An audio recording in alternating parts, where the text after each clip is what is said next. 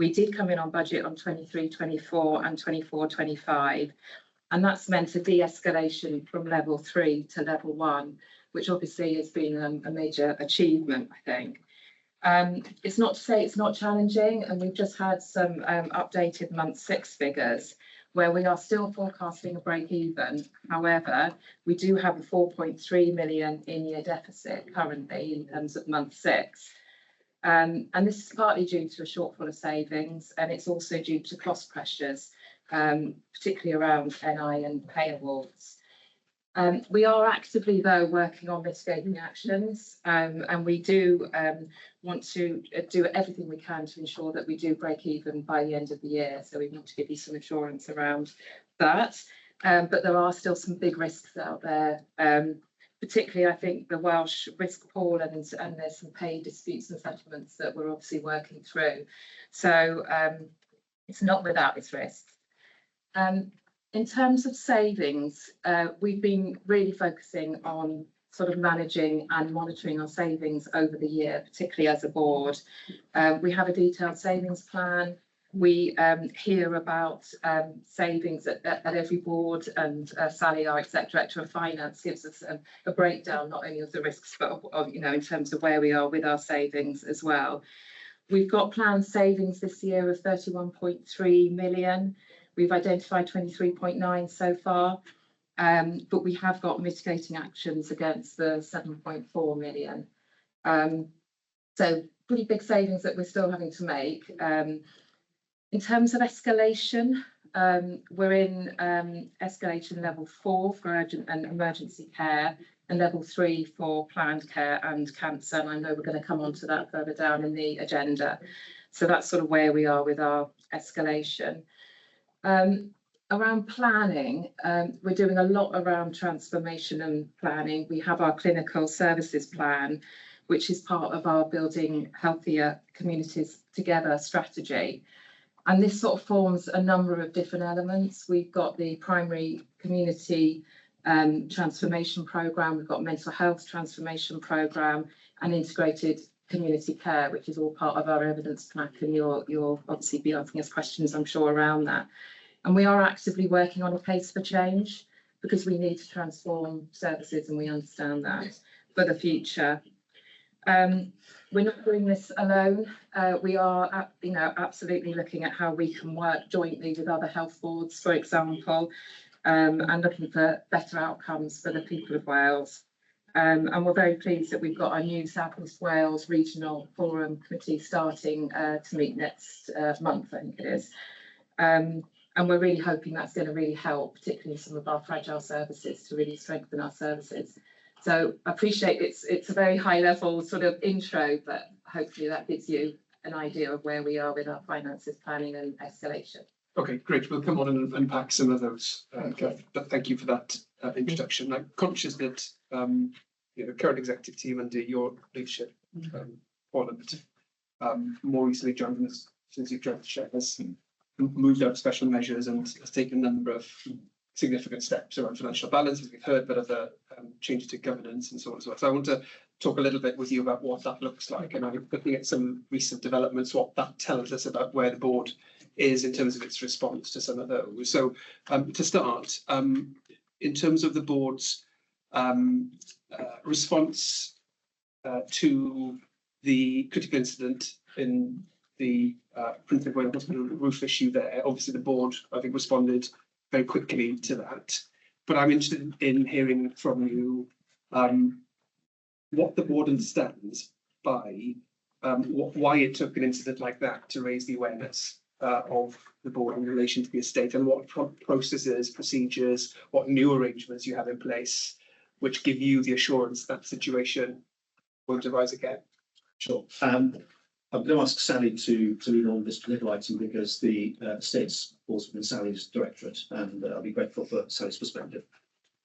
Yes, so clearly the critical incident arose after we were able to identify through an intrusive roof survey, which is not one we would normally undertake, because it presents risks, doesn't it, that we will further damage the roof if we start taking tiles off. So we identified it once there was a series of more extensive water ingress issues.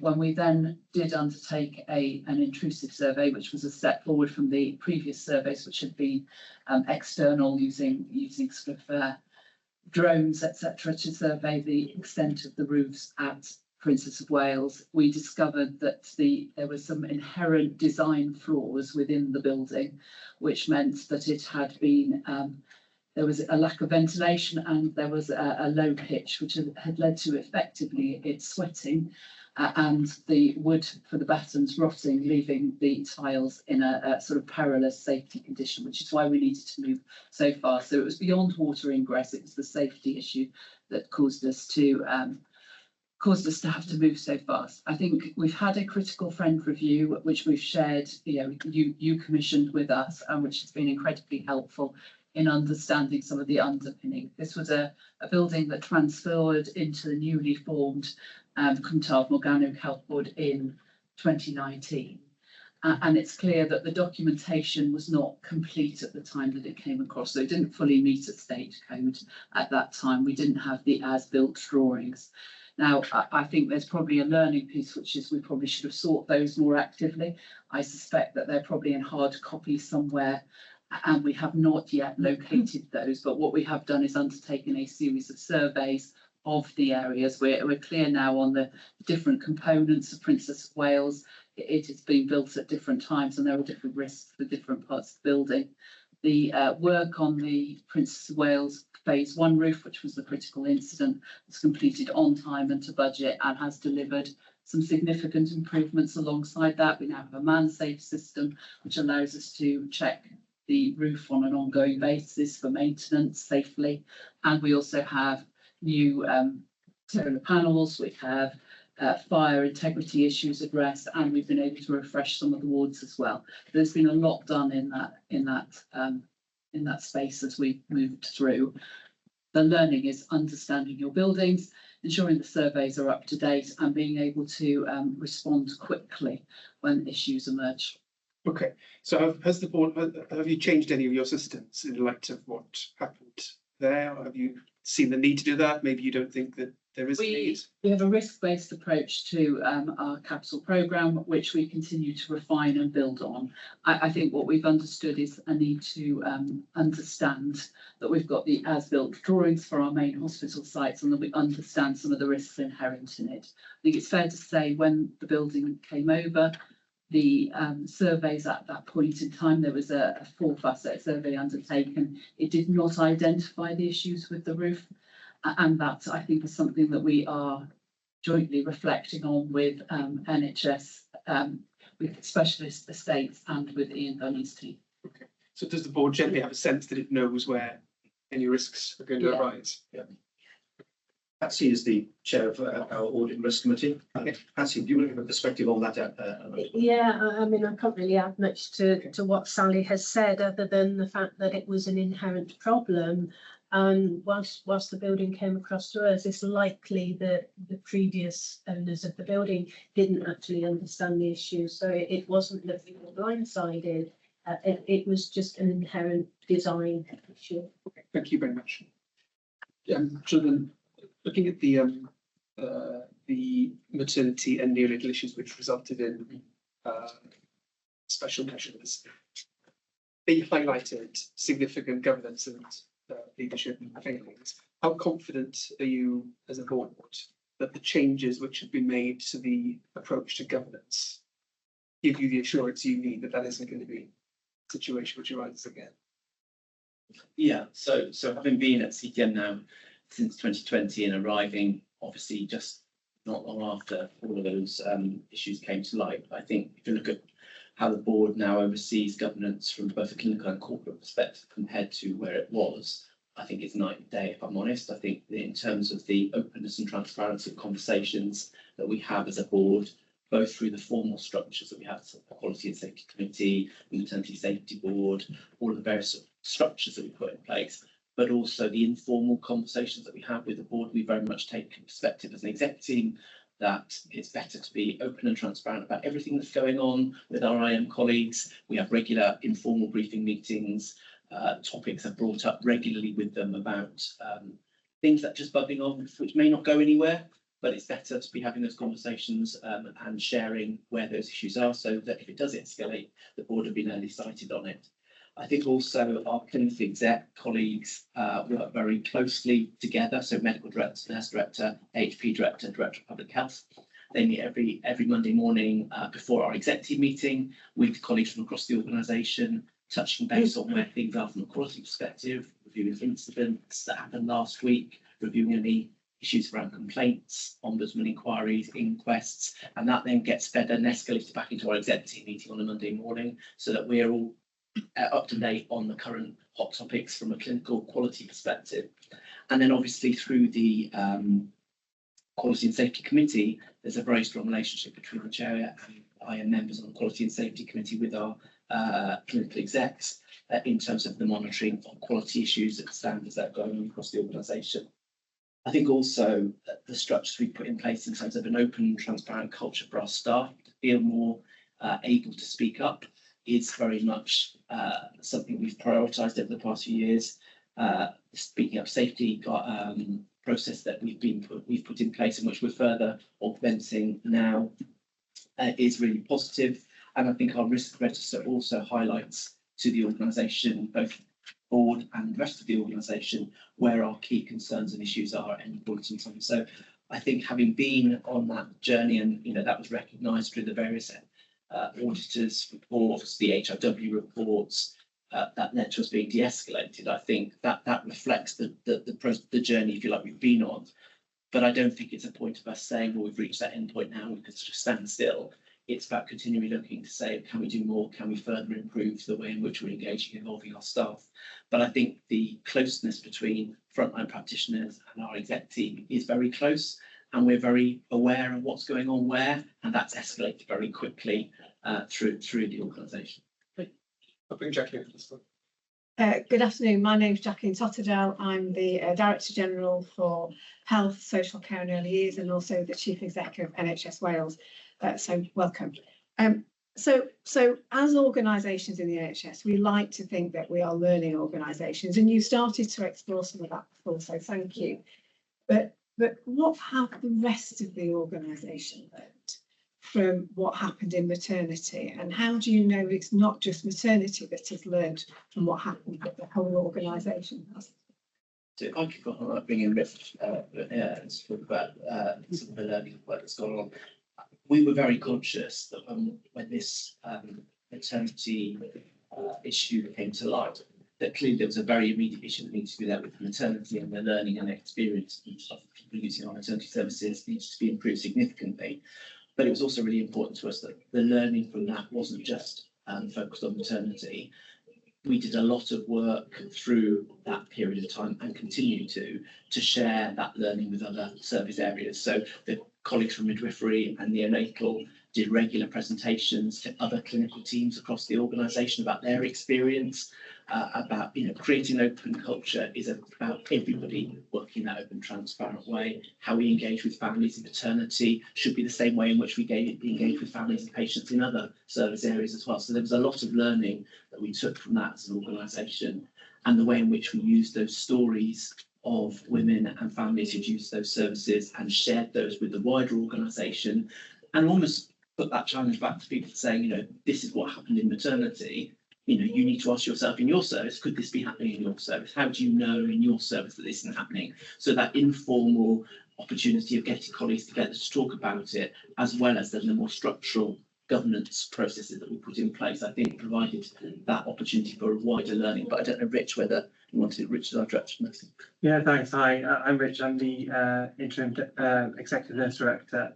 So I think just building on what Paul has said, absolutely there was initially a need for a specific attention to maternity services, and that's what happened. As that started to resolve and things improved those, then what does business as usual look like, and therefore how can this inform what we've got across other services, as Paul's outlined? And really what it's been then is the sharing of information through the mechanisms that we've got, through the forums that have already been prescribed, both at committee level as well as operational level. and allowing the specialist routes within maternity to be able to share their stories. I think one of the most powerful elements around this has been the storytelling from women who have been affected, and what it's enabled us to do is to improve the storytelling and other aspects of the organisation as well. And some of that, I think you'll draw out later from us in relation to how we've used those stories in order to inform and change some of the practice within CTM. Of course, this doesn't stop, it continues. And our engagement with organisations such as the Royal College of Midwifery are integral in terms of how we continue to develop and support the services going forward. So I hope that's enough detail for you, but I'm certainly able to provide some more if needed. Thank you. How do you know it's working? Yeah, so we've got a number of measures in terms of quantitative measures that we've got where maternity improvement's concerned, and that's obviously monitored on a monthly basis. I guess though what we've looked at then is the qualitative element in relation to the positive feedback. And some of that comes from some of the pilot work that's ongoing in maternity services. So there's a particular project at the moment in relation to providing SIM cards, cellular data, to those that are digitally excluded. That's been really successful. And of course, that's come back, the return on that in terms of has that made a difference? It's actually been driven through, yes, measurable data, but also the feedback provided by women who've been in receipt of that. So it's very much a mixed methodology. Thank you. I want to move on to, this is an item which has been raised in correspondence a number of times, really. So concerns which the public have raised in relation to changes which are implemented on a temporary basis but then become permanent. So concerns have been raised around stroke services, and similar concerns have been raised around where the board made a decision to suspend Ward 6 at Ysbyty, Cwm Taf specialist palliative care. What's the board's perspective? I'm going to bring Claire and Gethin in on some of this. Before I do, one of the challenges in the healthcare system, which I'm going to appreciate, is that very often services will come to a point at which you need to take an urgent decision. We'd rather not be in that position. I think we'd rather plan for success than just deal with an ongoing problem. Stroke is a particular challenge, I think, not just in CTM, but in other parts of our healthcare system. And we were, in many ways, left with a rather difficult decision, which was either to centralise our stroke services at RGH or exclude it altogether. And it was not a decision we want to be in a position to take, but I think it was the right decision. Patients are thrombolyzed on the 2 other sites, but the ambulance obviously heads to RGH for emergency. Now, it was the right decision to take. I think there are some longer term discussions that we should be having, not just within CTM, but with our colleagues about the shape of our stroke services going forward. So difficult decision, but sometimes you're in a position where you just have to take that decision. The board was fully engaged. Colleagues acted very swiftly. Obviously, it was last December when the decision was taken. And it was done for all the right reasons to ensure we can provide a safe service and to do so effectively. So I probably said a bit more about that than I needed to, but I'll get in and Claire. So Claire Thompson, I'm the Executive Director for Strategy and Transformation. It's really important, isn't it, to say that the board takes those decisions in a really balanced way, so taking into account the clinical safety aspects, and that we hear all the time on an ongoing basis from our communities. So we're in an ongoing conversation through a number of mechanisms that you'll hear about later on, to understand the quality of services that they're experiencing. So that formed part of that balanced decision to really create services, and it was in the interest of continuing to provide a quality service to people. I think it's also important to say that we involved Christ in all of those discussions and conversations for the board needed to take that decision. But as Jonathan and the chair, I think, has said, in an environment in which services are fragile, the palliative care example that you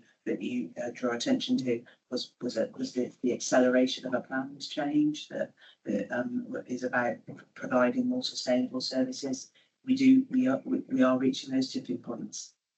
I guess part of the challenge is the public hear a change which is described as temporary, and then it becomes permanent, and then there's a need for understanding why your service is described as being a temporary change, and then, so what was the board's perspective on that aspect? So I think there is a good understanding both at that board level and increasingly within our community about the direction of travel, which is about increasing community-based services, increasing community asset-based approaches, and providing more services close to home and specialist services where they need to be in hospitals. And I think we have to understand those the temporary changes becoming permanent changes in that context.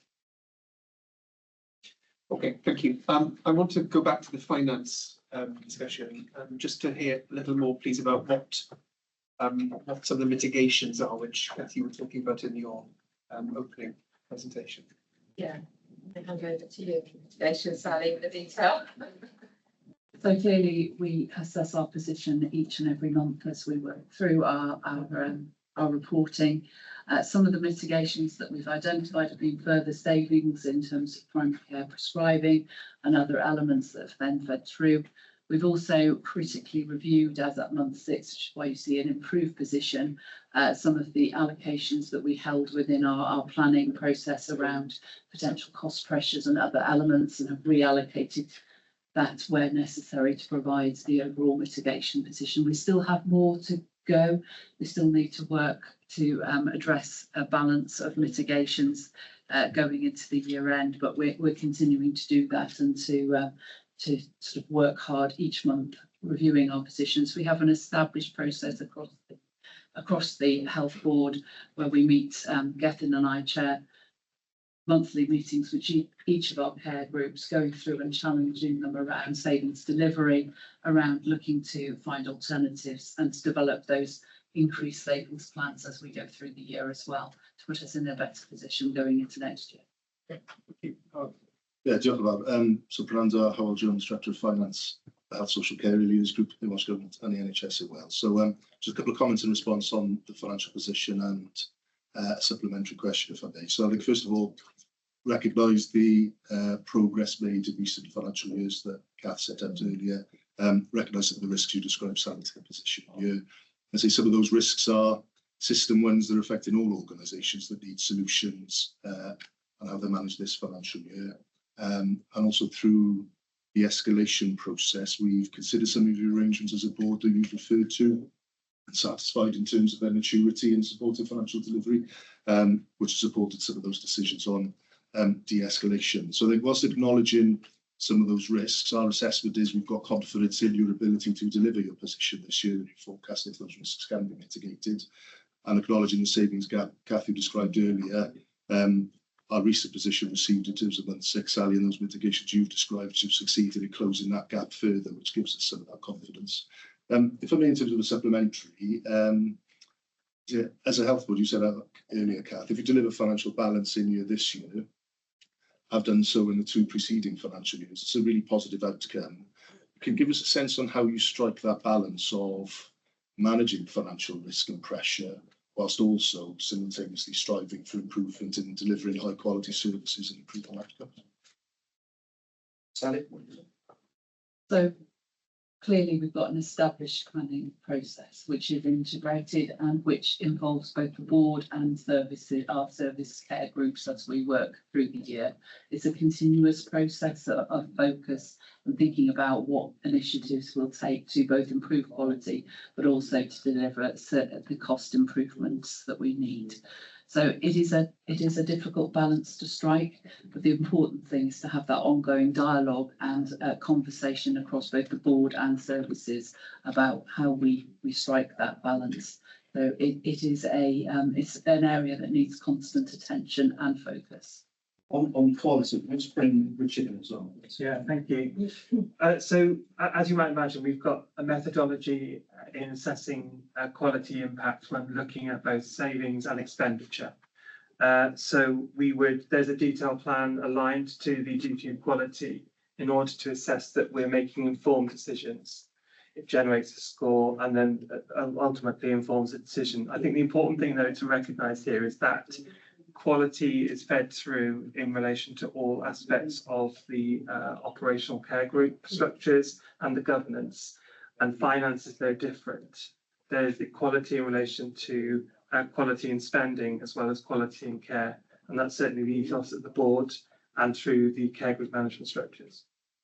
So what were some of the difficult choices you had to make trying to reconcile those two pressures?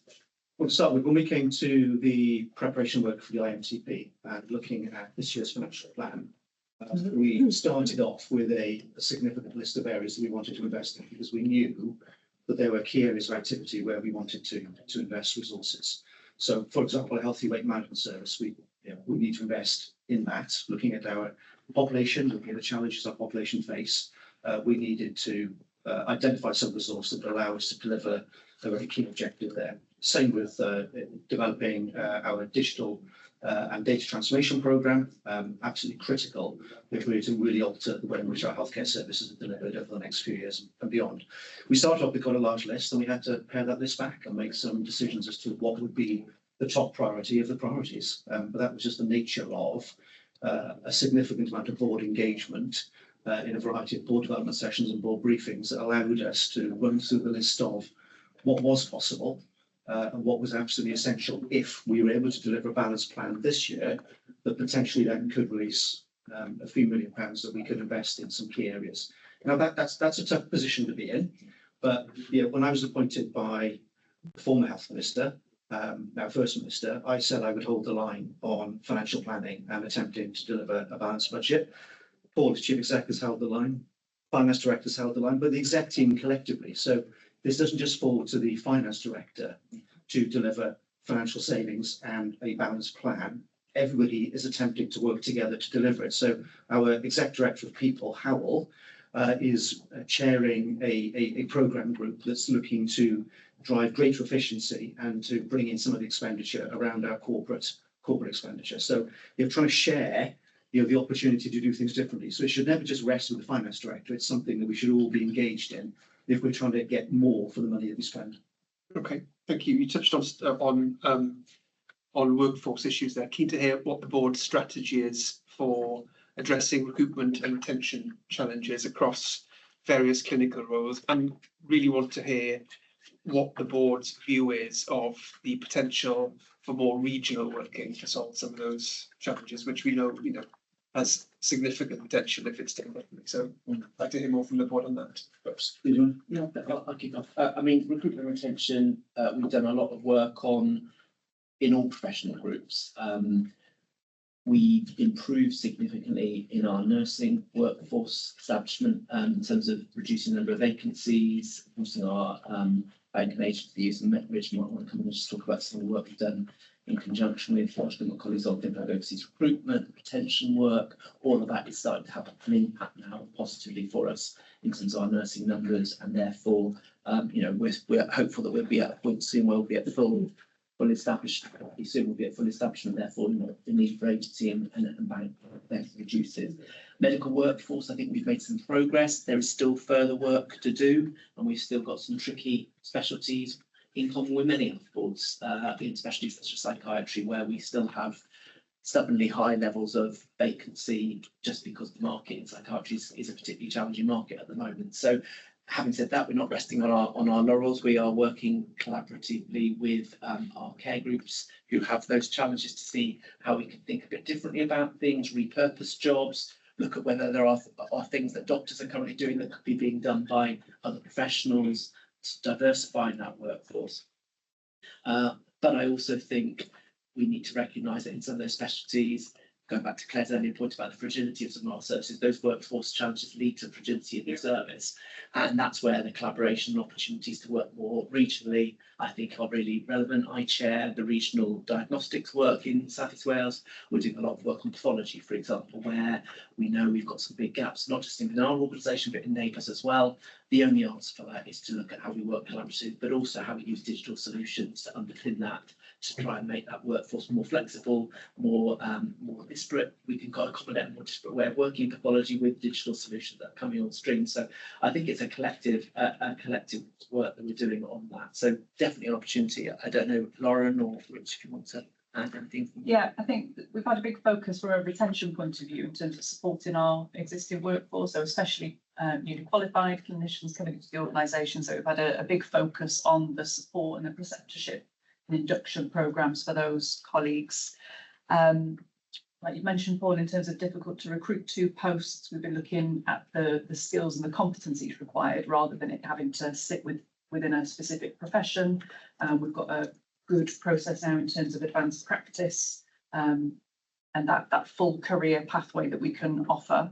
And then I think in terms of those professional networks, we've got that whole support, multi-professional education, R&D opportunities. So they're things that make us attractive as employers, and as a large, complex, forward-thinking organisation, that's definitely supporting our ability to attract people into roles, and we're seeing much more interest in each of the roles that we advertise.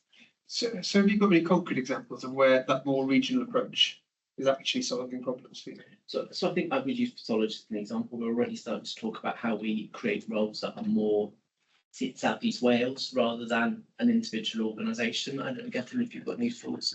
Yes, and we are doing joint recruitment now in a couple of specialties with neighbouring health boards. So within stroke, we're working now on recruiting to a shared stroke service rather than individually, recognising the clinical interest and clinical appetite will be better supported in that model. And again, we're just exploring some opportunities in one or two other specialties where we can have joint appointments working the whole pathway between CTM as sort of a TGH provider and then the tertiary centres. So that is working underway already. I think the other piece, just to add to what Paul said, where we've been able to rationalise where we provide services, it's created a greater level of resilience. The temporary service change that we've been able to make in orthopaedics has meant that because we're only running 2 trauma rotors, we've been able to then make the frequency less intense, which then has freed up additional capacity within our consultant body to do more elective operating so that we could staff more theatres. So all of those are really crucial pieces of how it brings that jigsaw together. Okay, thank you. James, I'll bring you at this point. Yeah, so yeah, I should say I think the health board's shown really good leadership in developing this regional working, and an example you haven't mentioned is actually vascular surgery, which is also quite recent, and I would say it's gone very well, and it was intended to consolidate the ability of us to recruit high quality practitioners to South East Wales, and it's working there. But there is an inherent risk associated with federated services across 3 health boards. So how are you ensuring safety in a complex system and making sure the information flows with the patient and that we're not introducing new risk into the system? I'll start. I mean, I think you're absolutely right, James. And I think one of the challenges as we start to develop more regional services and solutions is the governance structures that sit around those, the data flows, the information flows, the clinical governance of sort of more integrated shared services. You know, if you think about our ambitions around Children's Health Park, you could have a facility run by CTM with a Cardiff clinician seeing an AB patient. Well, who's taking responsibility for that then when something doesn't go quite right? So there's definitely work as part of our regional joint committee and our regional working that we need to be thinking about. We've got a little bit of experience, I suppose, through ophthalmology, where we've been running, obviously the services have been led by AB. In terms of developing our ophthalmology services, that has in turn brought all of some of those issues onto the table about shared waiting lists. How do we share the information about things? So I think you're absolutely right to highlight it. And as we get more into some of these arrangements, I think it's going to be ever more important that we have a standardised governance structure that we do. I think your example of the vascular network really is a strong example, but there was a deliberate attempt and thought about how that vascular network would work, the ownership of it, which clinicians work, who the clinicians are employed by, what's the governance structure around it. We need to be doing that in a routine way for each of these services as we develop more regional solutions. So yeah, I think just to add to that is the work we're doing in orthopaedics. So you know, the first thing is about reducing unwarranted variation, isn't it, in individual practice. And so the first bit of work that we've done as the South East Wales Regional Orthopaedic Group is actually to have a standard pathway for primary arthroplasty surgery. So it doesn't matter whether you have your hip done in Ireland, in CTM or in Cardinal Bell, you follow the same pathway.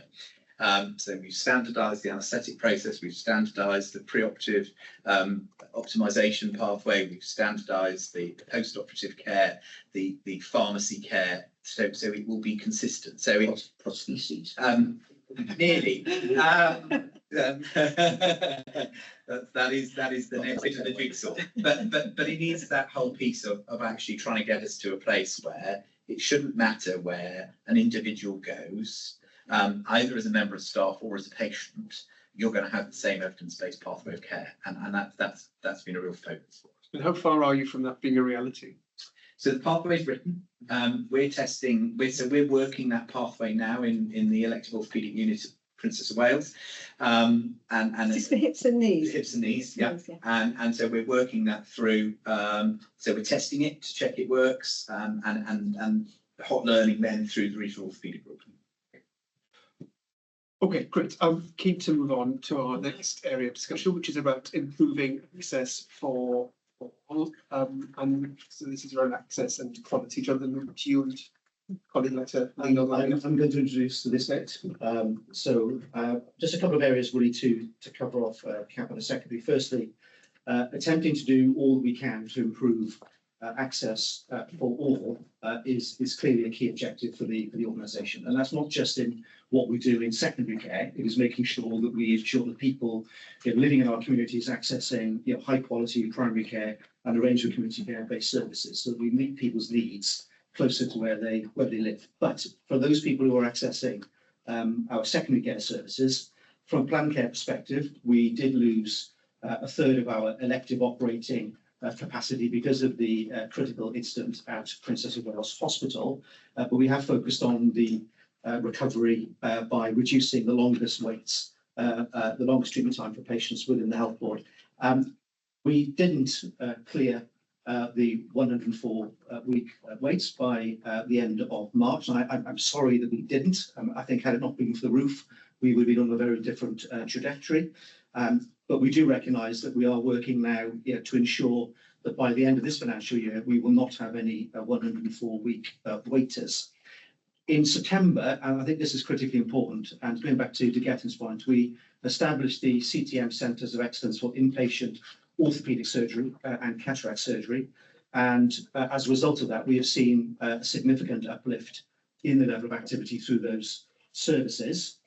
By doing that, of course, it meant that we were able to ensure that trauma orthopaedics was ring-fenced at the Royal Commonwealth. So by taking that decision to protect and to ensure we had the right capacity for elective surgery at POW, and then having our trauma orthopaedics at RGH, I think that clearly now is seeing a benefit as a consequence of that decision.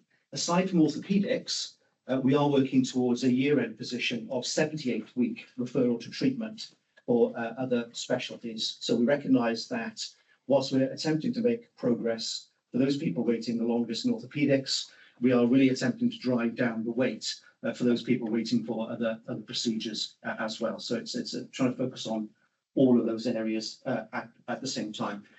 We have been working very closely with Welsh Government around those people waiting 52 weeks, and we will have no patient waiting over 52 weeks for a first outpatient appointment at the year end. What I would say is that over the last couple of years, there's been a significant increase in the number of people we are seeing in outpatients as a first outpatient appointment. We're seeing an increase in the number of people who are day case appointments. So demand is clearly increasing, and the ability of our organisation and all of our colleagues working within it to attempt to drive that improvement in productivity, those improvements in efficiency and effectiveness, so that when we are seeing that increase in demand, that we are able to meet it when we see it. So clearly a huge amount of work being undertaken at the moment.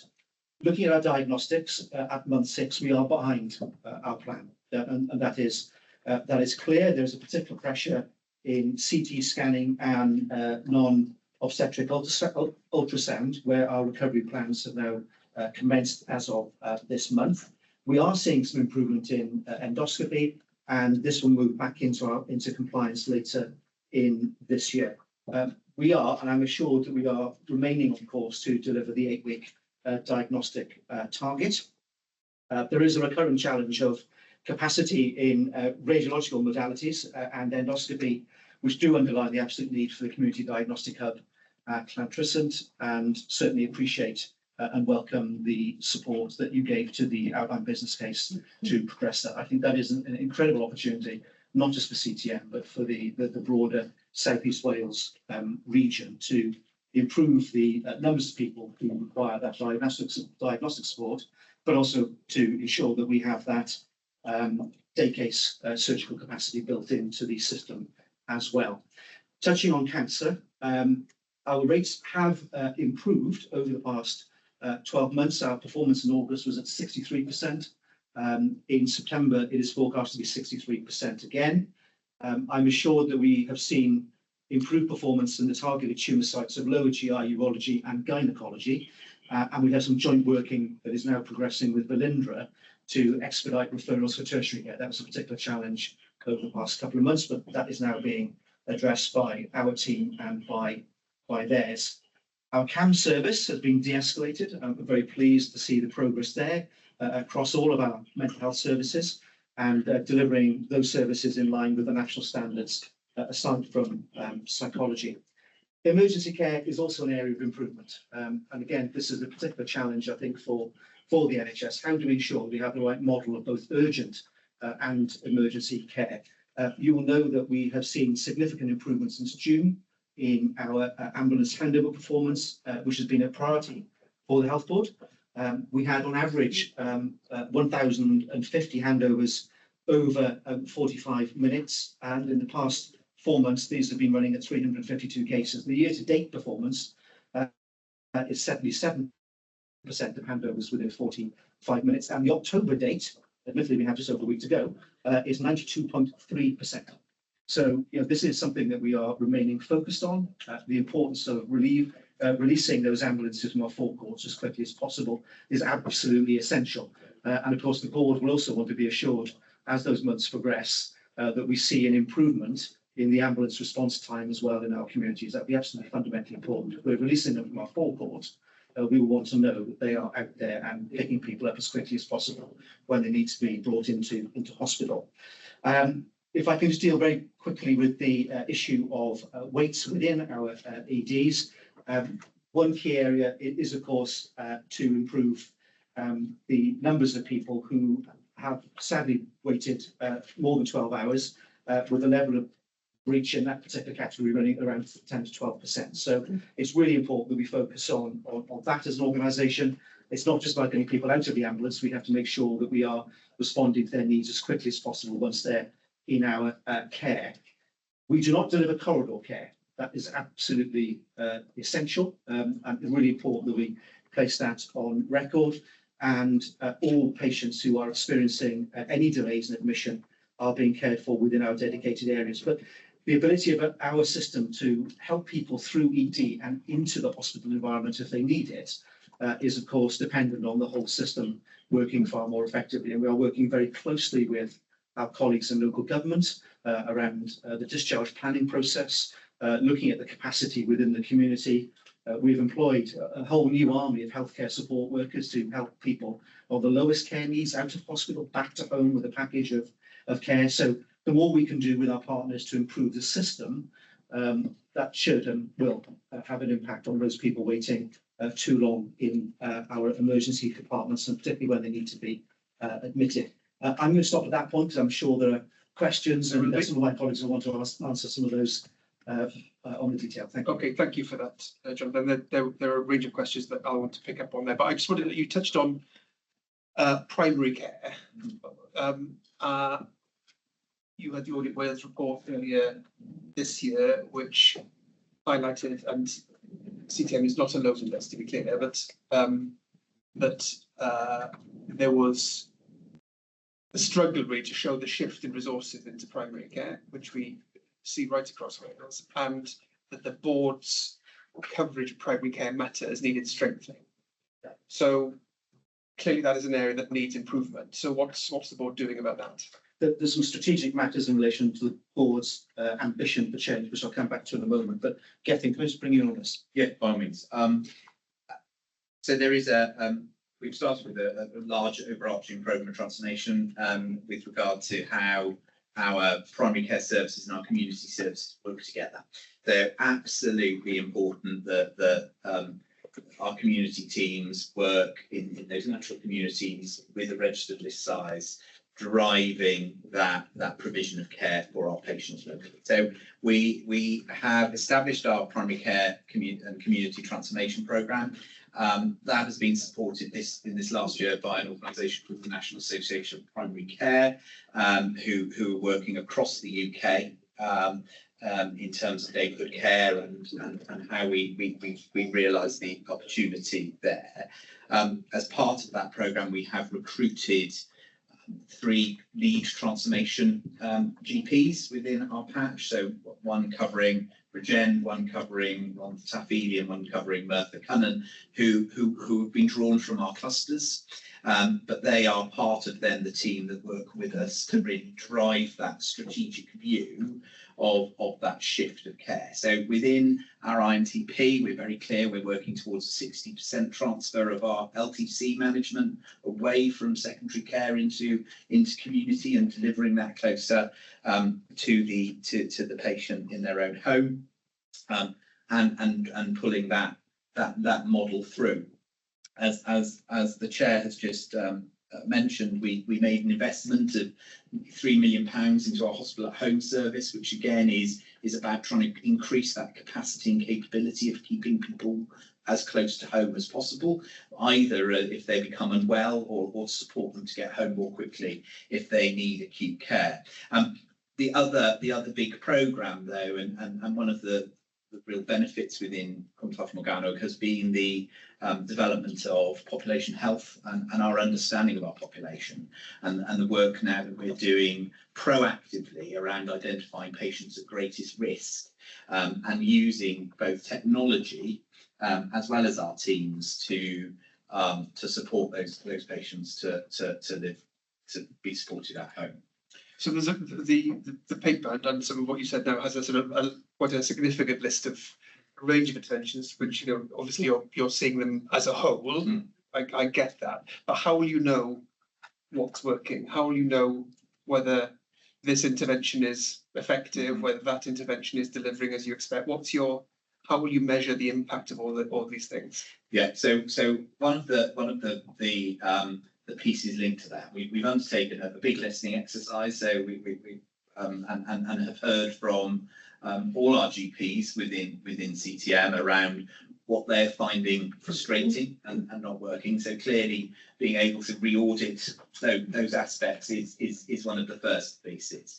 The second piece is absolutely about understanding the challenge around access, and making sure that we're asking the right questions about understanding our patients being able to access care in the time that they're looking for. And a big focus and a part of that strategic change is about the principle of healthy days at home.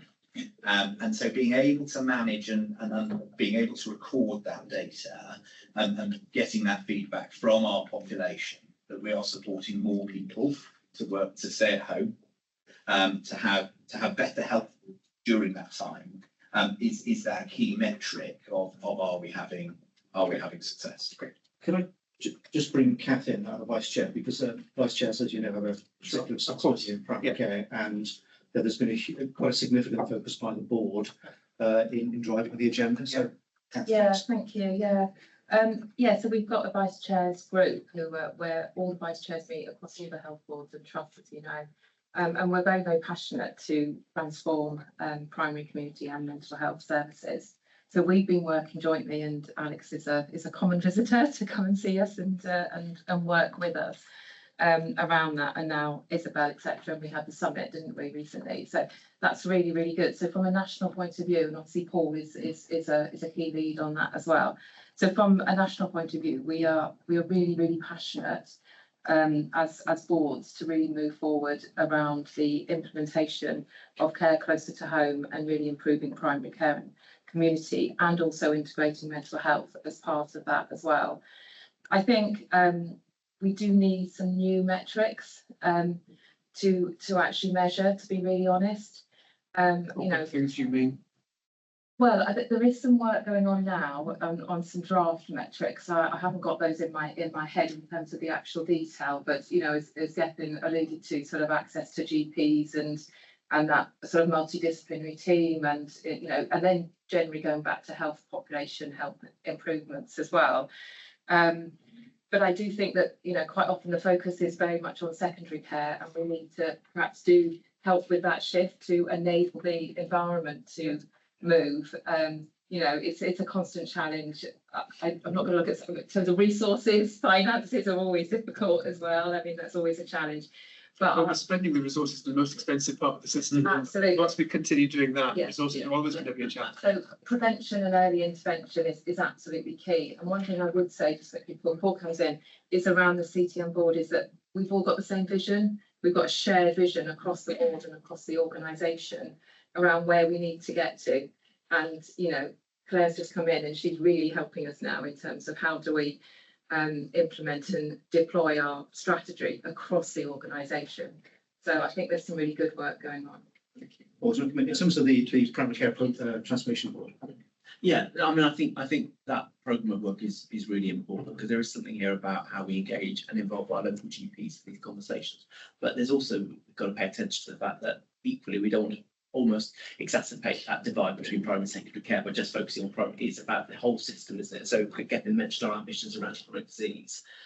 We want to, and to your question, the Cabinet Secretary about metrics, that for me is a really clear measure of saying, well, how much of your chronic disease or diabetes or cardiac disease or respiratory disease is being done in hospital, and how much of it could be done in a different location. And that isn't, and when we talk about resource shift, it isn't actually not just hard cash, it's also about people. And we've got a lot of people managing chronic disease in hospital settings who could be working in a different environment. And it's not just chronic disease, same example in paediatrics, same example in some of the trauma care. Mentioning also Jonathan's reflection about things like outpatient referral rates. Why are we seeing more and more people coming through the first outpatients? Actually, we should be trying to stem some of that in primary care with better specialist interest GPs doing things locally in their clusters or pan clusters, trying to keep people out of the hospital sector for as long as possible. But to do that, the whole work that's going on at the moment about diagnostic access to things, I think is really important. So this is trying to reimagine the whole system. It's not just tinkering around the edges, trying to say, well, how do we do it differently? But having said that, I also think we've got to get some of the day-to-day process stuff sorted with primary care, which is what our primary care board is doing, and having our local GPs as part of that, driving it, is really important that we get that connection. And do you think that happening? Yeah, I think we're at the start. I think there's an element here of building trust as well, if I'm honest. Lots of these things have happened over the years where people have got excited about something and then it sort of just fizzled out and people sort of give up. So I think we've got to be aware of delivering what we say we're going to do, and not being too ambitious too quickly, because otherwise there's a risk we fail quickly and then everyone just gets to the point disillusioned and disappear. Yeah, and thanks, Paul. There are parts of our region where people struggle to get into the big hospitals for routine appointments. So we drag people unnecessarily into big hospitals for secondary care management of illnesses that we could do far more effectively closer to where they live. And actually, for many people, if you haven't got a car, trying to get a bus from certain parts of Bridgend, for example, into the Princess Wales Hospital for 9 o'clock appointments on a Monday morning is a pretty miserable experience and probably quite difficult. So, trying to tackle some of that by improving access. If we can get these services out closer to where people live, it will improve access. I'm absolutely confident it will improve health outcomes. And we have some very poor communities. If you look at the Findlay Valley, from the top end of the Findlay Valley to the bottom end towards Porthcawl, there is a difference in life expectancy of 20 years. 20 years. Now, we have to, as a healthcare system, we can't do it on our own, and I accept that. I think if we believe we can do it on our own, we're kidding ourselves. But I think working with our communities, working with our local authorities and others, there is so much more we can do to help people and create better health. Now, that is part of our strategic output as an organisation, but this should not be too difficult to do. So, and there is pace in this. I mean, since the health board, we had a board development session last year, and we said that we were ambitious to do as much as we can in primary care. We started listing some of the areas that we thought could be done in primary care, and we've gone on with it at pace. We've engaged our doctors and primary care practitioners. We've engaged our clusters. They've shown real leadership in wanting to make the change as well. It can't just come from us. So given that positive picture, is the board committing to making a certain level of progress next year, say? What will come out of this is a delivery plan that will allow us to identify over the next 5 years or so some key milestones that we will be able to measure. The key part as a board is making sure that I craft out enough time in our board agenda, whereas at the moment it's so heavily geared towards secondary care metrics. We have to start looking at things differently and focusing attention on primary community care, as well as making sure that we're delivering against those targets in secondary. We're about to come on to lots of those secondary care metrics, but Jacqueline, you wanted to come in. So thank you for the passion you're showing with that, because it's brilliant to see. And I think it was one of your GPs spoke at the meeting last week. No, it was a Swansea. Is it a Swansea GP? Sorry, I'm still learning my geography. As I suppose some of the bit here that Cabinet Secretary is talking about is about when we're doing quality improvement, i.e. we're making a change, how do we know a change is making a difference? Because what you're beginning to talk about is some qualitative metrics, whereas actually what we really want to land is also some quantitative metrics, where we can clearly measure that what we've done is actually make a change. Yeah. And whether it be a change in the secondary care, i.e. we're seeing half the amount of that was Mrs. Jones down the road used to come to A&E at least once a week. Yeah. She doesn't come at all, because those you can measure that. Yeah. But I'd be really, and I'm sure Alex would want to do, but actually the team actually really work with you and your colleagues about how do we really put some clear measurements in place that we know that we can see a drift that you can measure yourself against. And there might be things we need to do to enable some of that, but we really do need to do that. Otherwise, we'll be talking about the things we're doing and not really knowing whether the difference is there. And equally, knowing when you're trying to talk about putting the building blocks into population health, because you and I won't be here by the time that has an effect, but it's important we do that now, otherwise we'll never get where we need to go. So I think that's really important. And the last thing I just wanted to ask, if I may, Cabinet Secretary, is you talked about having, also just going back to diagnostics, having a diagnostic centres. One of the real lessons I learned in putting diagnostic centres back in England is if you don't actually start with putting it in between the GP and the acute hospital, you will forever have it as an extension of the acute hospital's diagnostic department. So what I'd really like to see is that actually you begin to forge pathways that go from primary care through a diagnostic centre and either back to primary care or to community care or to somewhere else or to hospital, not the other way around. Claire, yeah, and then we move on to secondary. Yes, yes, thank you. Yeah. Question specifically about where are the examples of this working, yeah. and the Women's Health Hub that we're establishing, the work that is being done around pathways on that is already starting to show. I haven't got figures in front of me, but hundreds of patients who are being treated more quickly because we're doing that in a virtual way between GPs and secondary care. So there is some good data there, and measuring that with a kind of QI lens, where we're using quality improvement as an operational management system. So it's not just us asking for that, but it's actually the teams themselves being able to ask those right questions and collect that data. It's absolutely critical. I want to come back to women's health in a moment. I've got questions, as I know Sue does as well, but we're going to talk first about the planned care. I know Jacqueline, Jeremy and James have particular questions in some of the detail on this, but I had two things I wanted to put to you really. One is in relation to our understanding as a system of how we are performing in this space. And obviously the quality of data and reporting is obviously essential. And I think we're still in a position where we are having a lag in getting data from Cwm Taf Morgannwg, and that's a concern for us in terms of the weekly reporting that we have as a government, which enables us to keep a track on how the system is performing. but it must also be a concern to you because it presumably is an obstacle to you in knowing what's happening on the ground. So we discussed this in one of our previous meetings. So I'd like some assurance about when that is going to be resolved. And the second question is, there's good progress, as we've just talked about, in relation to cataracts in the southeast, and obviously a key part of that. Interested in the board's reflection on the rationale for the delay in making the decision to take up the excess capacity at Llandoch, which would enable even more activity in cataract to take place. There's been a lag in taking up that capacity, and I wanted to understand the board's perspective on that.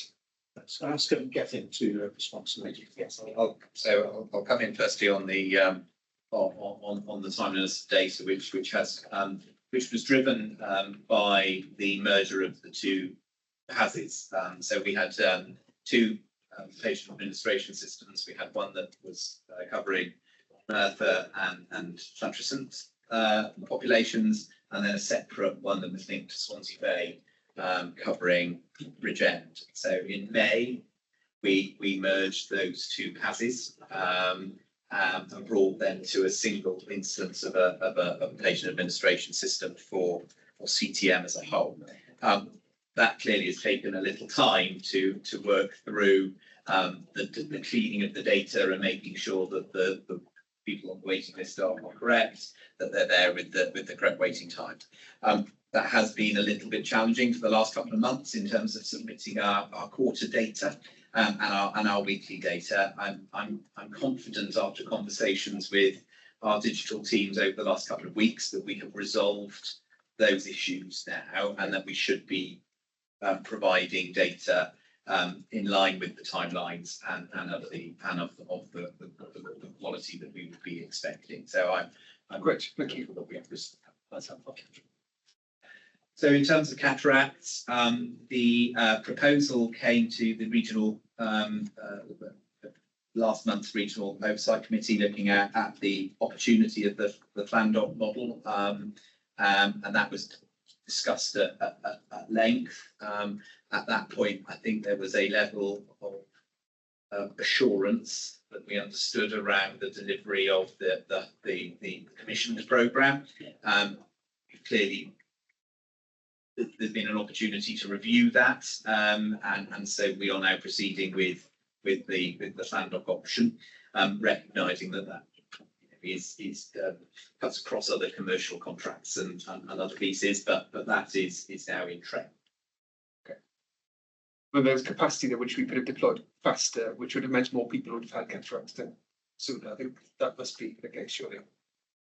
I think there are understanding the mobilisation period of that contract as well is being looked at as the operational group all in one at the moment. Well, that just to be clear, that's another insourcing. Yeah. It isn't NHS capacity that's available. It's potential alternative provision that is being explored for that service. So it was just making sure that there was a conversation, probably commercially sensitive conversation that needs to be done. Okay, well, we can pick up that Yeah. offline if that's something Yeah, that's commercial. yeah. Yeah, okay, thank you. Jacqueline. So thank you very much. Just talking about your 104 weight position, it looks like, if I'm just reading what you've given us, that you'll hit 104 weeks in January. Is that right? So we're trying to hit it early. In terms of our commitment, we are absolutely committing to getting it by the end of March. You know what we've done, and you know we've had some quite in-depth discussions with Jeremy and with Nick and their teams over the last few months, looking at that piece. So, but particularly for orthopaedics, which is our one specialty where at the moment we do have a cohort over 104 weeks. The capacity we've got between now and the end of March and the cohort on our INSCO PTL there is more capacity, but we also recognise that within there is always risk. We lost a handling unit last week for a few days, and all of those things play in. So it's a very tight position. Clearly, we are working as hard as we can to get it delivered as early as we can. And so if we are endeavouring to deliver it ahead of the March position, but we recognise that at the moment the modelling is taking us probably into February at the moment. So you should have had your September data by now. Yes. So where does that show you in September? So Is that over the line or we're below on 483 orthopaedic patients. That keeps us on trajectory. So we're still on plan. it? Okay. And sorry, just one more question. And is that 400 odd patients, are they all validated? Yes. They're also, it's a clean list. That is a clean list. Thank you, sir. Jeremy. Jeremy Griffith, Director of Operations, NHS Wales, here in Welsh Government. Really pleased to hear those end of year commitments, Mr. Chair, which get one of the detail now 104 weeks. I want to ask a question really as if you're a member of the population and where you are on those waiting lists. So lots of good progress made on the Cabinet Secretary's enabling actions, particularly on planned care, and really good feedback from the organisation yesterday contributed to a National Planned Care Summit and good work coming through there. But if you're a member of your population on the waiting list and you're expected to be treated in turn, as is our policy position, you've got some varying success on treat in turn. So can you give us examples of the challenge specialties you've got with treat in turn and what you're doing about that by the end of the year? So our treat in turn data was particularly challenging when we were running two separate waiting lists, and sitting with two separate waiting lists. We had two separate waiting list functions, and so part of the work we're doing now that we've got a single PAS is bringing those teams together and running those waiting lists as a single entity. We couldn't start doing that until we brought the PASs together. So there is still in some of our specialties a challenge where we have two booking teams trying to pull from a single list, and recognising that we run some specialties over 3 sites, trying to ensure where appropriate local access versus treat in turn is a balance that we're trying to play through. So that is one challenge that we're working to resolve. We also know for some specialties and regional cataracts is a prime example where there are certain cohorts of patients who are not suitable for going to the regional programme, and so they're being treated back in our own substantive capacity, and so you end up with some of those patients being managed in out of immediate chronological order. And the same where we have really pushed high volume low complexity lists. So where we are working through compliance with the HVLC models in specialties such as general surgery and cataract, we again are having to pick patients who are appropriate to meet that criteria. So again, some of those patients fall slightly out of immediate chronological order. Our absolute commitment is this through the rest of this year is absolutely to get to proper chronological booking for our routine cohorts as we bring and move to a single. We're going through a big organisational change process now with moving to a single booking process team, with which we will then deliver from that single PTL. So we're better than we were. We're not where we need to be, and really clear then on the actions that we're taking. Yeah, thanks, Gethin. Can I just ask a supplementary then? What specialties have you got most work to do with? I think all our specialties have got a challenge, and part of what we're trying to do is focus on it being a consistent model across all specialties. So I'm not going to draw out, sub-specialisation sometimes creates a little problem. Paediatric, if you've got a high paediatric cohort again. So I think all of our specialties are not currently fully aligned to delivering it, and that's where we're focusing. And just finally then on that, if you're not going to tell me the specialties, can you tell me what benchmarking are you using then in order to make sure that you're being ambitious in this and your clinical teams are being ambitious in terms of getting to where they need to get to? Yeah, so in terms of that ambition, as I say, we have weekly reports now internally which shows the level of treat and turn rate. That is being managed through our weekly RTT meetings, and driving that in that way, but absolutely to eradicating non-chronological bullying. Okay, thank you, James. So treat and turn has to be the default, but the reality is, by the end of this year, people are still going to be waiting 2 years, and that's an inherent safety risk. So how do you triage and keep those waiting lists safe so that you know to pull people out of their chronological order and bring their care forward to avoid harm? What systems have you got in place to manage your waiting list safely? So I'll talk a little, and then I'm sure Rich will Lauren will want to come in terms of some of the clinical aspects to this. So we have really good communication with our GPs, and particularly, where there's I am concerned that we're driving work into general practice because it's secondary care. Yes, no, absolutely. But the safety net. No, absolutely, and I'll come to that. But in the first instance, we've got patients who are being flagged by GPs who are concerned. We have our keeping in touch teams who are making regular contact with patients on our waiting lists. There for certain cohorts of patients, we refer them to our WISE service, so our wellness improvement service, so particularly where there's other aspects that perhaps we can help them with whilst we're waiting for their surgery. Again, through that process. We've changed our pre-operative assessment arrangement, so we are working through those patients, identifying those who will benefit better for pre-surgical optimization.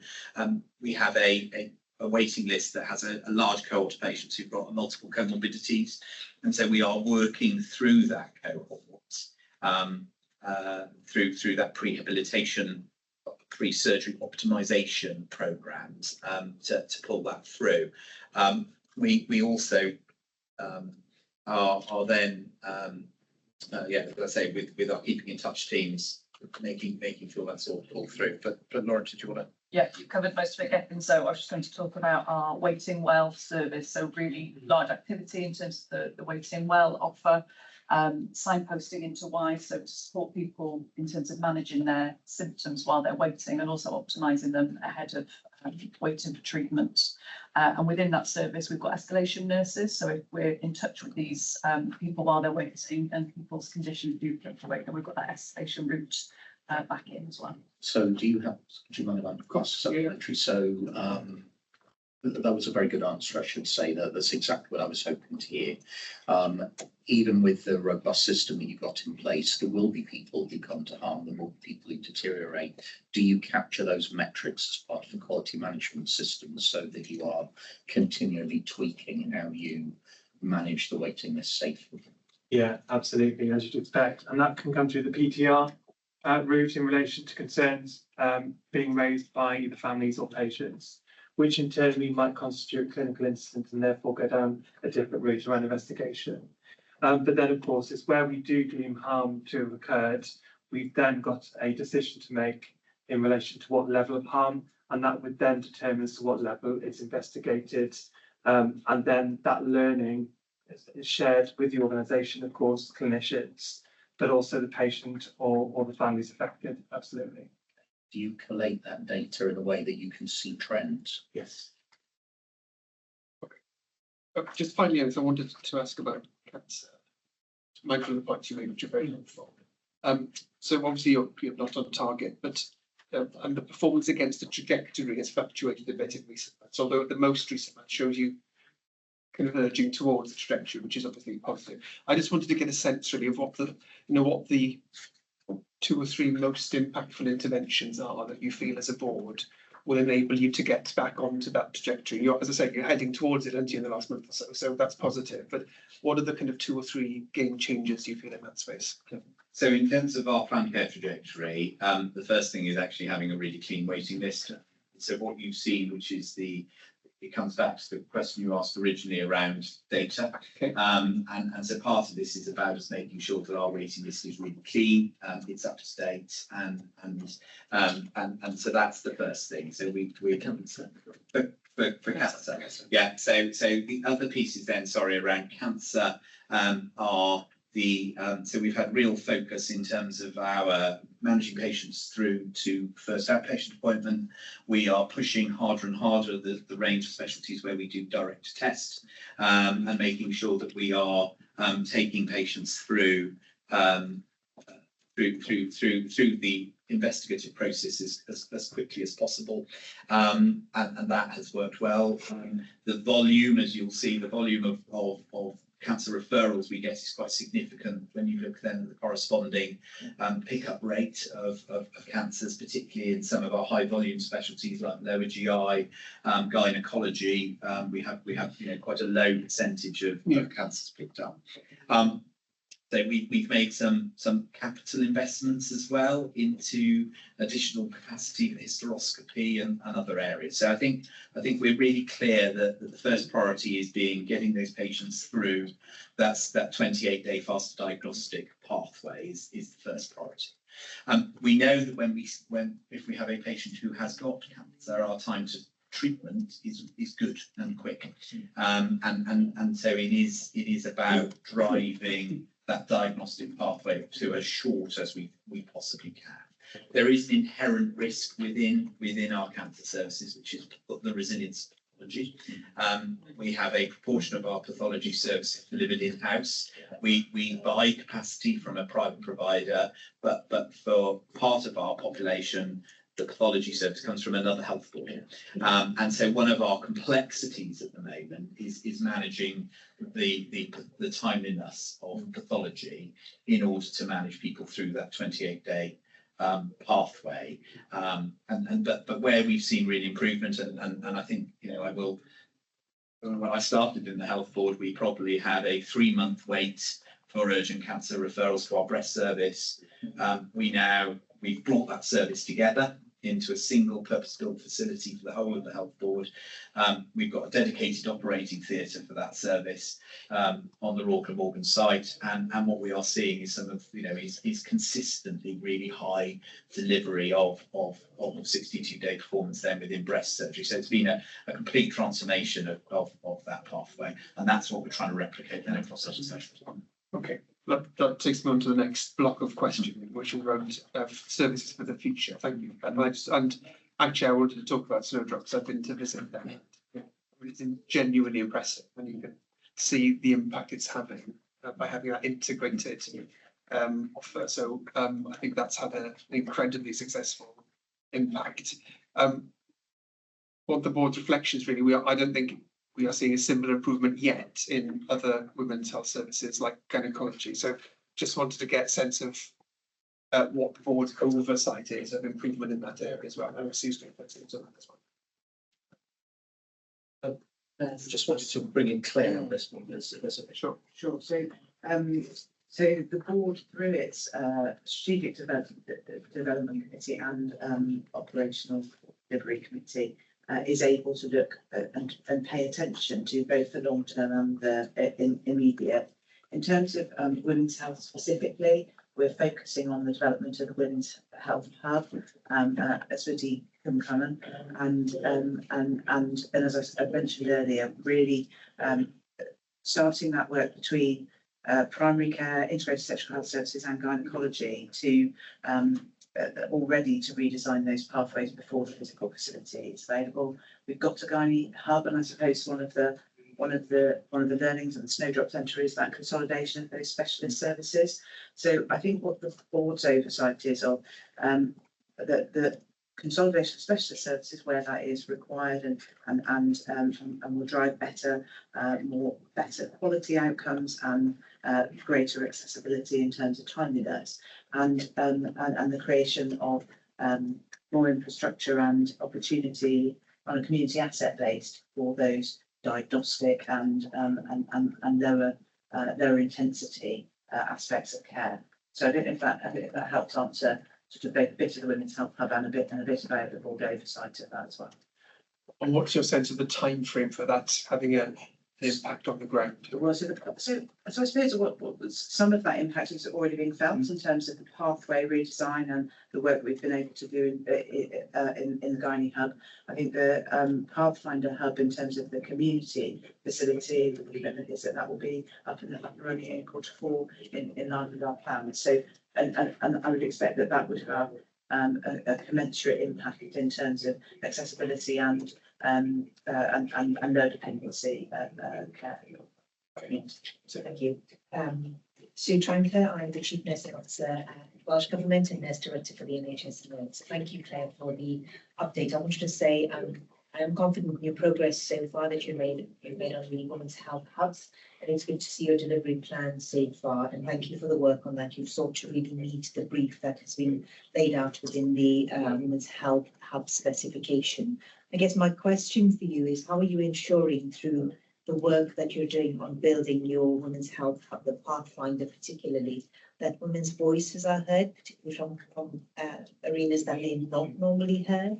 But equally, how are you ensuring that you will have a self-referral process that makes it really easy for women to be able to access the hub rather than navigate the primary care services or equally your gynae hub app? So I just wanted to answer those two points. Yes, great. I'll do the last one first, if that's okay. We're the nurse lead for that for the hub is imminently appointed and already working on those pathways. The sexual health element of the hub is already self-referral available, and so taking that principle through, will just be part of designing the pathways.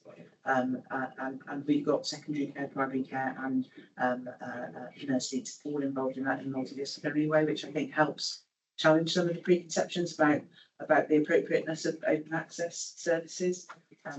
Sorry, the first question that you asked, thank you, was around engagement, and we did already a very extensive listening exercise specifically to hear from women in CTM and those seldom heard voices, which we took a lot of learning from in terms of this programme. Whereas I would say that our it's as a newcomer to the board, it is endemic in everything that we do, that those voices are being brought to the fore.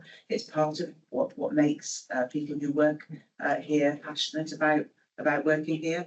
And I know Rachel will talk much more eloquently than I can about our community leaders network and about the way in which we try to ensure that lived experience is central to everything that we're doing.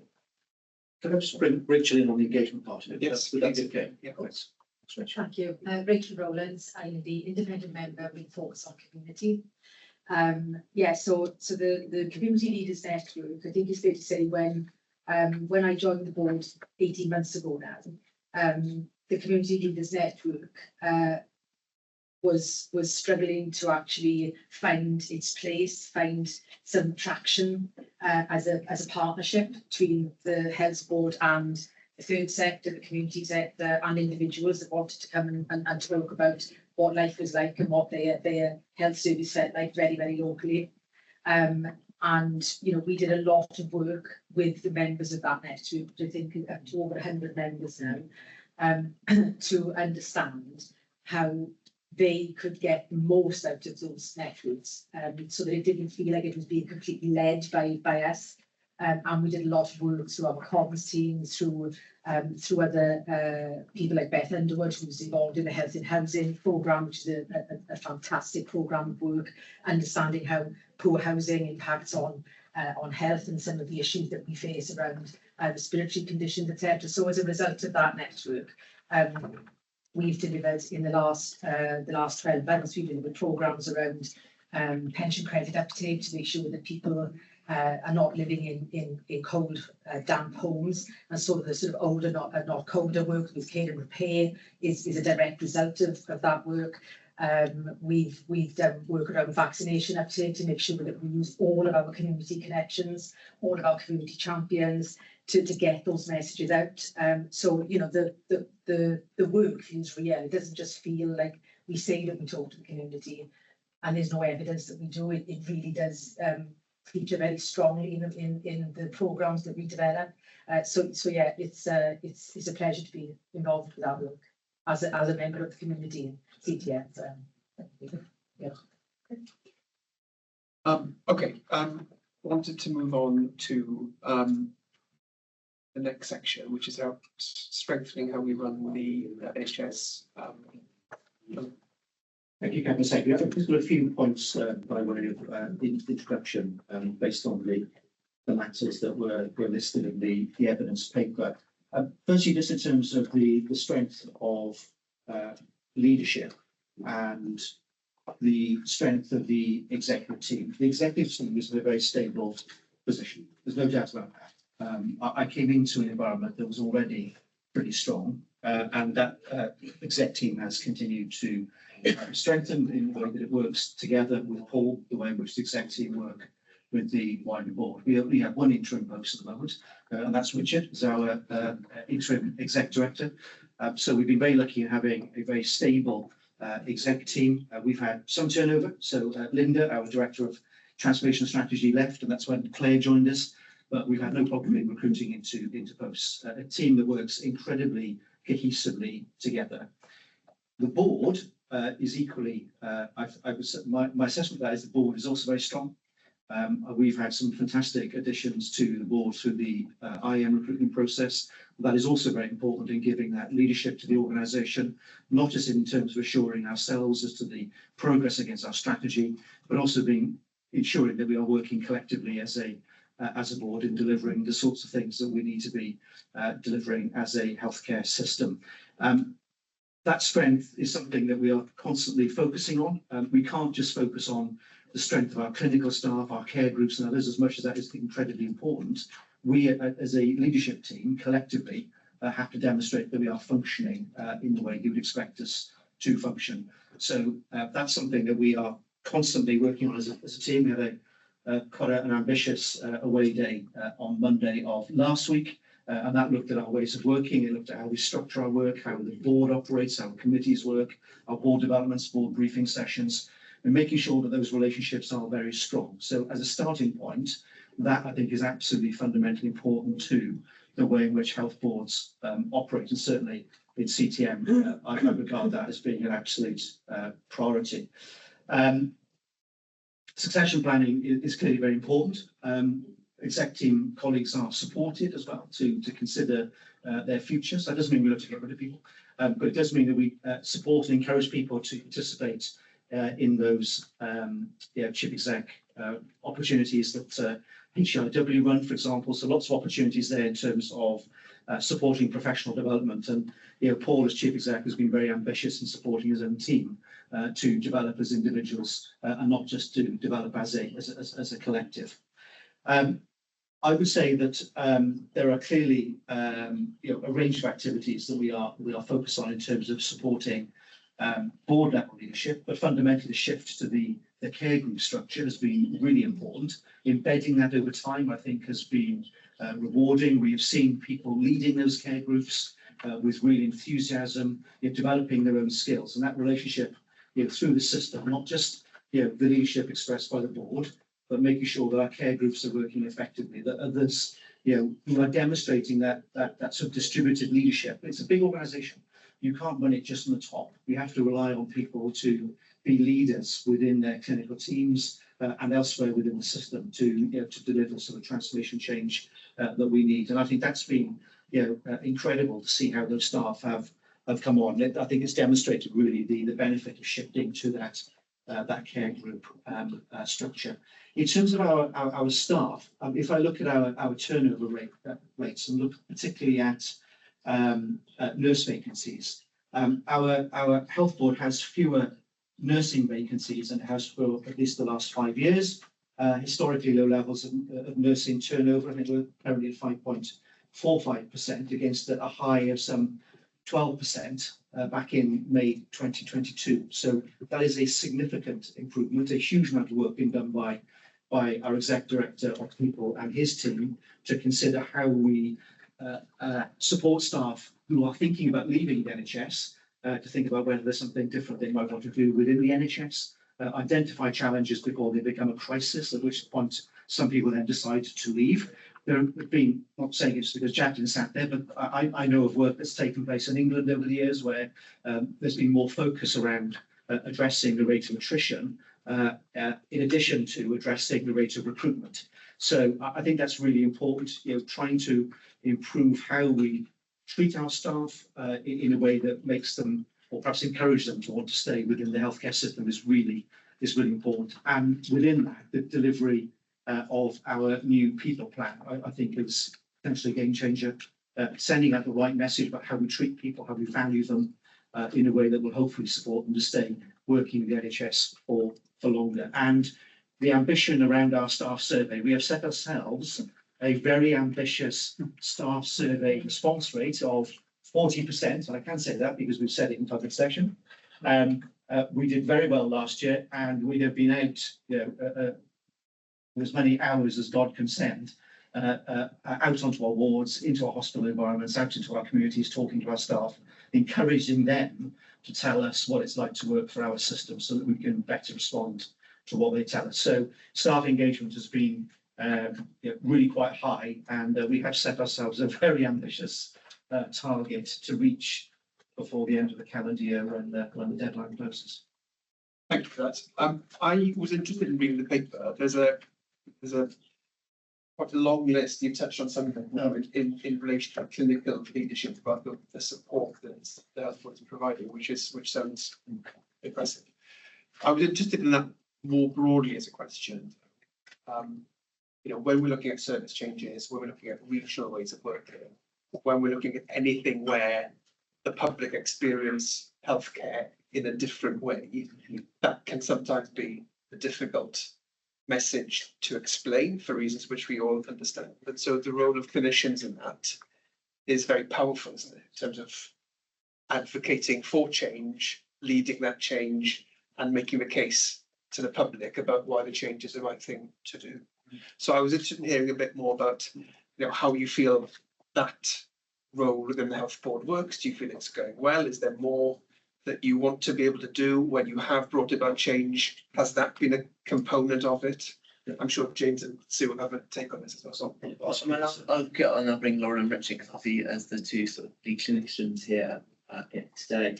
I think you're absolutely right, and I think it's really important that a lot of that change is led by clinicians, and a lot of the change we want to make is actually clinicians coming to us and saying, we believe this service could be delivered in a better way. The snowdrop is a really good example. Exactly. That's an absolutely case in point. The breast surgeon and the radiologist for breast camped outside my office and said, we think we can do better for this population of people. Can we come and have a conversation with you about it? And I said, absolutely, let's have a conversation. And we then supported them to lead that piece of work and that change. And we put in place the architecture around things like building the estate, but they led it from a clinical perspective, saying this is better for our patients. The recent challenges we have around the changes we wanted to make at Ysbyty Cwm Cynnon around palliative care, it's the clinical director of palliative care that is leading that conversation. She came and met with the local politicians with us and was describing to them why this change was really important for the population that she was responsible for, and the local politicians in that meeting said, well, we now really understand it. We understand, and if you're the clinical lead for the service, this is what we should be trying to help facilitate. Recognising it's not easy for people to hear in the communities. It's a change to a service that is very much valued. But it's really important that we have those clinical voices, not just from a secondary care perspective. It's also particularly important, I think, from local GP are involved in those conversations as well, because they are often in those communities, the trusted voices in those communities. So we're having some of those conversations with some of the discussions around what we're doing in Maesteg. It's GPs locally in Maesteg that are saying, we think this is a better way we can deliver services in Maesteg, and we need to involve them in the content that they've been in the conversation with the population, trying to describe why that looks like a better way forward. But I don't know, Lauren, did you want to come in terms of the wider clinical voice and how it's? Yeah, so I think we've got a very strong clinical voice within CTMs, led by us as clinical execs, but also, backed by the entire board, by the exec team. I think the work that we've done around our organisational structure, so we've got at least 2 clinical leaders heading up each of the care groups alongside the service director. And I think what that's enabled is all of our frontline clinicians to have that route to feed up their views, to generate ideas, to camp outside Paul's office, to feed that in, to feed into the IMTP. We invest in our clinical leadership development. So all of our care group leadership team, which includes the clinical leaders, are going through our internal CTM Inspire leadership programs that brings them together, helps them strengthen that voice. And I think in terms of the professional groups that we all have, so there's nursing specific leadership development for head and senior nurses, senior and lead nurses. We had a bespoke leadership offer for our allied health professionals and healthcare scientists. There's a new consultant development program that happened. So I think what we've got is that strength of voice and the confidence in the voice within CTM, and then that helps us to get that trusted clinical voice out there, like you say, to engage with our communities, to give that trust and confidence in the new clinical models that we're developing. And in terms of the clinical services plan, absolutely getting that clinical engagement and clinically informed models is fundamental to how we're doing that. Okay, thank you, James. So this is great stuff, and it does put flesh on the bone some of the things I've observed from your health board, which is a culture of clinical leadership, and it's something I really appreciate. I suspect the people who came and camped outside your door, to quote unquote, they were the early adopters who we all enjoy working with, who are the people you can't stop them doing stuff, you have to get out of the way. How do you telegraph their success to the rest of the organisation so the next people on the adoption innovation curve think, oh, they did that, maybe I can do it too? So that again, you've got that kind of learning organisation ethos.